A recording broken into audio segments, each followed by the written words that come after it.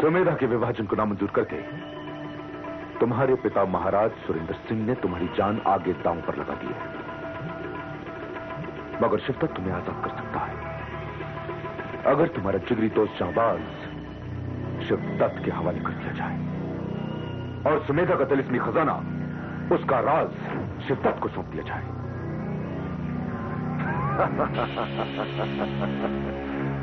महाराज शिवदत्त, ये तो सरासर सौदेबाजी है। मेरी रिहाई के लिए तुम शर्तें लगा रहे हो। अपनी रिहाई तो मैं खुद भी हासिल कर सकता हूं। मेरे बाजुओं में इतनी ताकत है, इसके लिए मैं जाबाज की जिंदगी दांव पर नहीं लगाऊंगा। और सुमेधा के तिलिस्मी खजाने का राज तुम्हें कभी हासिल नहीं होगा। वो खजाना तुम्हारा नहीं है, सुमेधा के लोगों का है, यहां की आवाम का है। वो तुम्हारी या तुम्हारे पुरखों की जागीर नहीं है। शिवदत्त, तू महाराज नहीं है, तू एक दलील, बेईमान और बेगैरत शख्स है।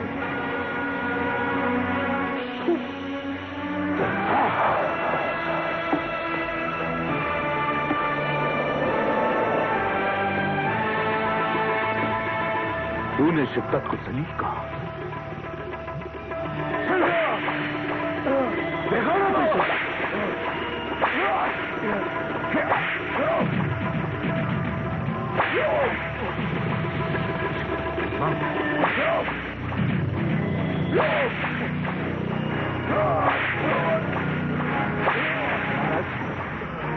गुस्ताखे के लिए माफी चाहता हूं महाराज। इसका जिंदा रहना हमारे लिए बहुत जरूरी है।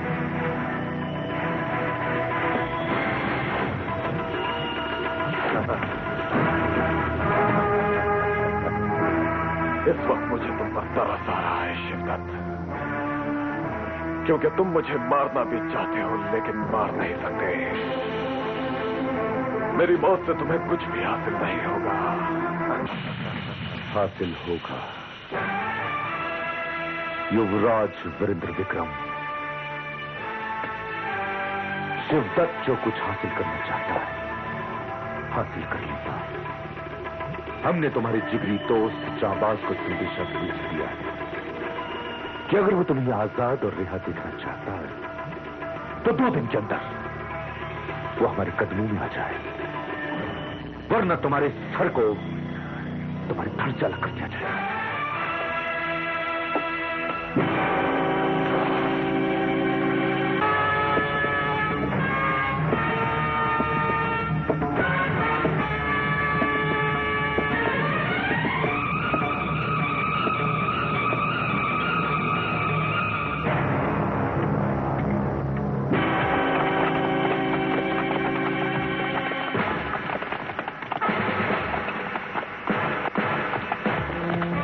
छावनी तो यही है और रुस्तम के मुताबिक पहरा भी सख्त।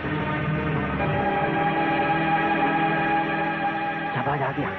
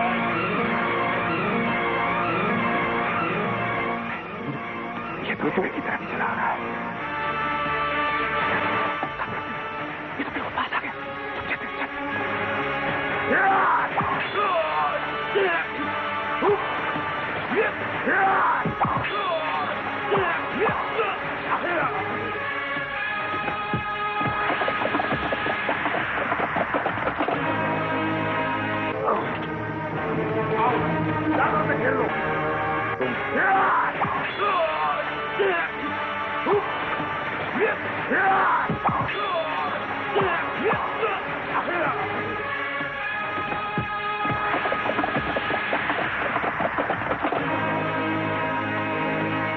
कुंवर,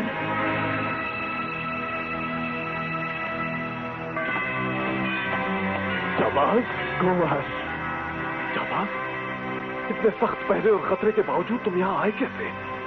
अपनी जान दांव पर लगाकर? मेरी जान की कीमत क्या है कुंवर, जब आपकी जान का सवाल सामने हो। मेरी सांसें और मेरी धड़कनें आप ही के लिए तो है कुंवर। जाबाज,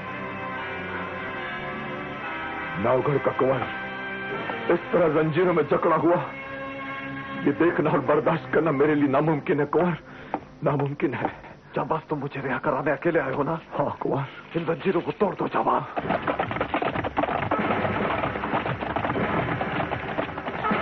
यहाँ हर पल खतरा है, यहाँ से हमें फौरन निकल जाना चाहिए। तोड़ दो इन जंजीरों को। जाबाज, मेरे दोस्त, एक मुद्दत हुई तुमसे गले मिले। मेरे गले लग जाओ जाबाज, मेरे गले लग जाओ मेरे दोस्त। मैं इन लोगों से निपट लूंगा। निकल जाओ तुम कौन यहाँ से, निकल जाओ। अब मेरे निकलने की कोई जरूरत नहीं है जाबाज।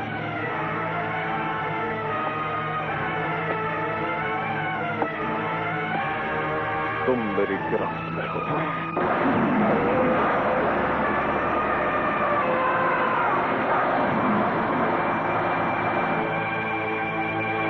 तुम? हाँ मैं। कौन हो तुम? मैं बद्री का भाई सोमनाथ। तुम्हारी ये जुर्रत कि तुम हमारे कुंवर की शक्ल में इस जालसाजी ढाल का इस्तेमाल करो। ढाल नहीं जाबाज, शिकंजा। तुम क्या समझते थे कि तुम हर बार हमारी गिरफ्त से बच निकलोगे?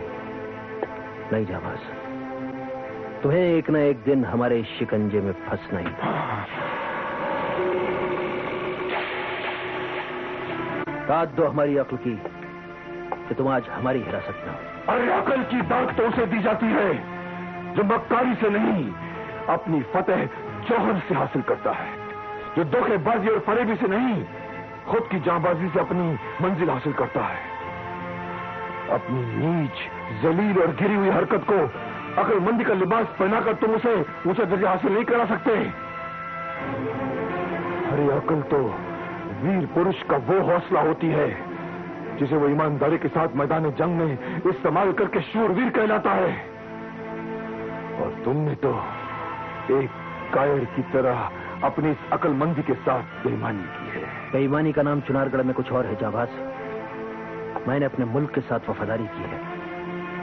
मैंने न सिर्फ तुम्हें बल्कि तुम्हारे दोस्त कुंवर वीरेंद्र विक्रम सिंह को भी गिरफ्तार किया है। और ये बात चुनारगढ़ के इतिहास में सुनहरे अक्षरों से अंकित की जाएगी। अरे लानत है तुम्हारे इतिहास पर, लानत है तुम पर, और धिक्कार है तुम्हारे उस चुनारगढ़ पर जिसमें इतनी तहजीब भी नहीं कि एक राजकुमार के साथ कैसा सलूक किया जाए। और धिक्कार है तुम्हारे उस जहरीले महाराज शिवदत्त पर जो इंसान नहीं, हैवान परस्त महज एक सौदागर है। जाबाज, महाराज के खिलाफ इस गुस्ताखी के लिए तुम्हारी जबान अभी और इसी वक्त तराश की जाती ताकि तुम्हारी जबान से कभी इस तरह के लफ्ज दोबारा नहीं निकले। मगर अफसोस, तुम्हारी जिंदगी चुनारगढ़ के लिए कीमती है। चुनारगढ़ के लिए जिंदगी कीमती नहीं, मौत कीमती है।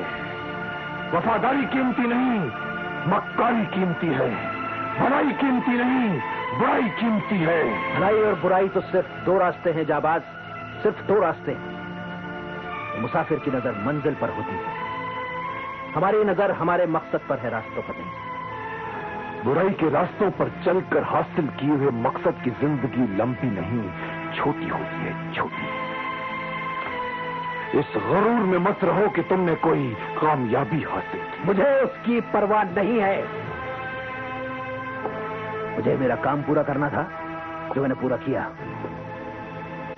तुम यहाँ एक बेबस परिंदे की तरह फड़फड़ा रहे हो और उधर वहां तुम्हारा दोस्त कुंवर वीरेंद्र विक्रम से कैद है। जिस अक्ल की तुम दुहाई दे रहे हो, उसी अक्ल की वजह से तुम्हारा दोस्त चुनारगढ़ की सरजमीन पर सर झुका रहा है। यक यक, क्या गजब हो गया, ये क्या गजब हो गया नाजिम आमिर। इस नए बदरी ने हमारी ख्वाबों के महल पर बिजली गिरा दी और फिर ये पैदा कहां से हो गया? सरकार, ये कांटा भी वहीं से पैदा हुआ है जहां से बदरी पैदा हुआ था। देखा नहीं दोनों की शक्लें कैसी मिलती हैं? हुजूर, बदरी के मरने पर तो हमने ये सोचा था अब दोबारा चुनारगढ़ के सेनापति बन जाएंगे। इसीलिए हम बदरी को बार बार खत्म करना चाहते थे, ताकि हम चुनारगढ़ का सेनापति बन सके और चुनारगढ़ की सारी सेनाओं पर हम अपना कब्जा जमा सके। लेकिन इस नए बदरी ने हमारे सारे मंसूबों पर पानी फेर दिया। उसने उस कुंजी का इस्तेमाल किया जिससे वीरेंद्र विक्रम गिरफ्तार हो सकता था और उसने वीरेंद्र विक्रम को गिरफ्तार करके महाराजा शिवदत्त के सामने पेश किया। सरकार, इस बार मात खा गया। देखा, ये नया बदरी कितना शातिर दिमाग है। शातिर दिमाग? क्रूर सिंह के शातिर दिमाग से भी ज्यादा शातिर दिमाग। नहीं नहीं नहीं नहीं, नाजिम आमिर, मुझे सोचने दो। ओहो यक, ये जरूर पंडित जगन्नाथ के रमल का कमाल है। सरकार, अगर पंडित जगन्नाथ का रमल ऐसे ही चलता रहा तो आपके मुरादों को इस नए बदरी की हवा ऐसे उड़ा ले जाएगी जैसे रेगिस्तानी आंधियां सो के पत्ते उड़ा ले जाती है। मुर्दा बोले कफन फाड़े।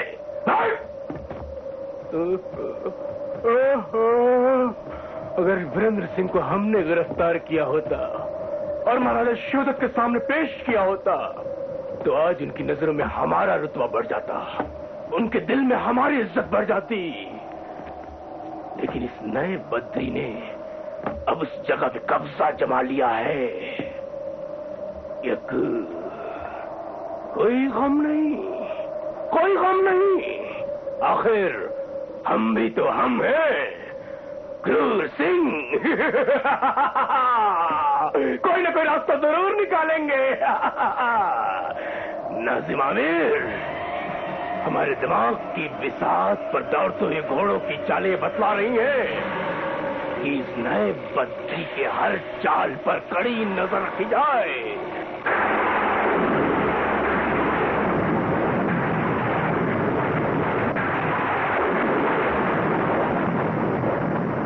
ये तूफान देख रहे हो, इससे कहीं ज्यादा बड़ा तूफान मेरे सीने में उमड़ रहा है जो मुझे बार बार मेरे वजूद, मेरे अस्तित्व को मिटा देने की चुनौती दे रहा है।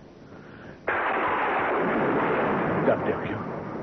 क्योंकि आज मैं बिल्कुल अकेला, बिल्कुल अधूरा रह गया हूं।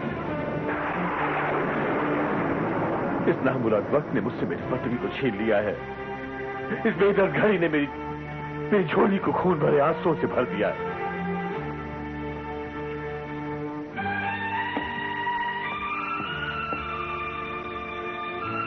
बदरी, इस आहुति, इस प्रतिज्ञाबद्ध बलिदान ने तुम्हें तो ऐश्वर्य की उस सीमा पर पहुंचा दिया जहां पहुंचकर आदमी अजय और अमर हो जाता है। लेकिन मेरे जीवन को तुमने एक शून्य बना दिया है। एक शून्य। क्यों? बदरी, इस आहुति, इस प्रतिज्ञाबद्ध बलिदान ने तुम्हें तो ऐश्वर्य की उस सीमा पर पहुंचा दिया जहां पहुंचकर आदमी अजय और अमर हो जाता है। लेकिन मेरे जीवन को तुमने एक शून्य बना दिया है। एक शून्य। क्यों? क्यों? क्या यही प्रतिदान है हमारी दोस्ती का? तुमने मुझे मित्रहीन होकर जीने का श्राप दिया है बद्री। क्या इसी लायक था तुम्हारा ये पंडित? बद्री, अब मेरे जीवन में रहा ही क्या है? पंडित जी, ये बदरी की अमानत, उसकी आखिरी निशानी जो अंतिम वक्त में उसके साथ थी, मैं आपको सौंपता हूं।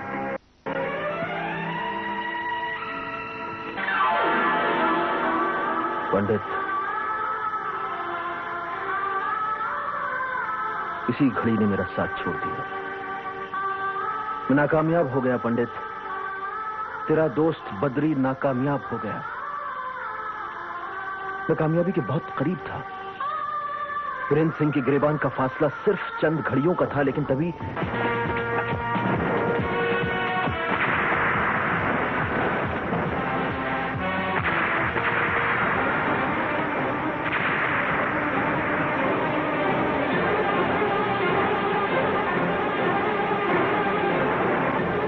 मेरे और वीरेंद्र सिंह के बीच फासला कुछ घड़ियों का है। तमाम अड़चनों को मैंने रौंद डाला। महाराज के सामने मेरा सर झुकेगा नहीं, गर्व ऊंचा रहेगा।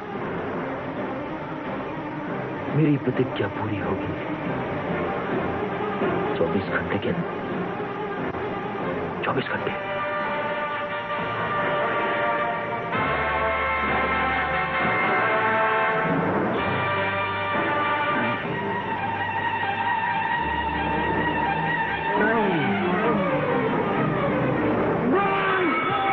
किस्मत ने मेरा साथ छोड़ दिया। इस घड़ी ने, इस वक्त ने मुझसे मुंह मोड़ लिया। मैं शर्मिंदगी से झुका हुआ सर तुम्हारे सामने लेकर कैसे आऊं पंडित? इसलिए अपना कटा हुआ सर चुनारगढ़ भेज रहा हूं। मैं एक वचन में नाकामयाब रहा, लेकिन दूसरा वचन पूरा कर रहा हूं दोस्त। मैं जानता हूं मेरे चले जाने के बाद तुम्हारी जिंदगी में जो कमी आएगी उसे पूरा करना बहुत मुश्किल है, लेकिन एक बहादुर अय्यार की कमी उसका भाई जरूर पूरी करेगा। महाराज को कहें मुझे माफ करे, चुनारगढ़ मुझे माफ करे, मेरे साथी अय्यार मुझे माफ करें, और सबसे बढ़कर मेरे दोस्त पंडित जगन्नाथ, तो मुझे माफ करना दोस्त। मैं तेरी यादें संजोकर अपने साथ लिए जा रहा हूं। वो खूबसूरत और महकती हुई यादें। अलविदा, अलविदा दोस्त।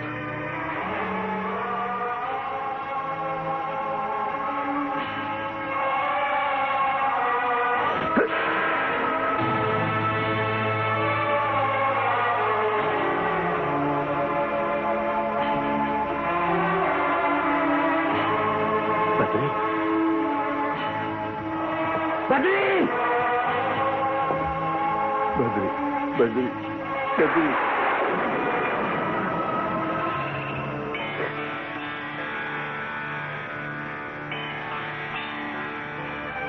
अलविदा कहा और तुम तो चले गए।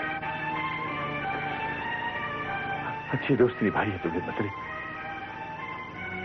लेकिन ये नहीं सोचा कि अब तुम्हारी जगह कौन लेगा, कौन करेगा तुम्हारी अधूरी काम पूरे। वो काम पूरा हो चुका है पंडित जी। वो काम बद्री के भाई ने पूरा कर दिया है। मैं वीरेंद्र सिंह को बंदी बनाकर महाराज के चरणों में अर्पित करके आ रहा हूं। महाराज शिवदत्त ने नौगढ़ के सुरेंद्र सिंह के नाम फरमान भी जारी कर दिया है। यदि चुनारगढ़ की शर्तें नहीं मानी गई तो वीरेंद्र सिंह के सर को कलम करके उसके सर को बतौर तोहफा नौगढ़ भेज दिया जाएगा। सोमनाथ, तुमने मेरे दोस्त बद्री का वचन पूरा किया।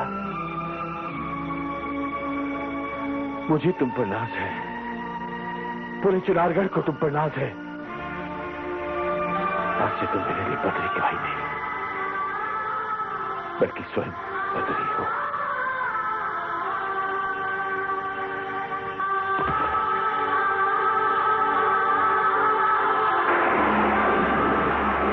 सभ्या, मेरे आदेश के मुताबिक सभ्या की हर छोटी छोटी बात पर नजर रखी जा रही है ना? सभ्या, सभ्या, सभ्या। ये सभ्या कहां चली गई?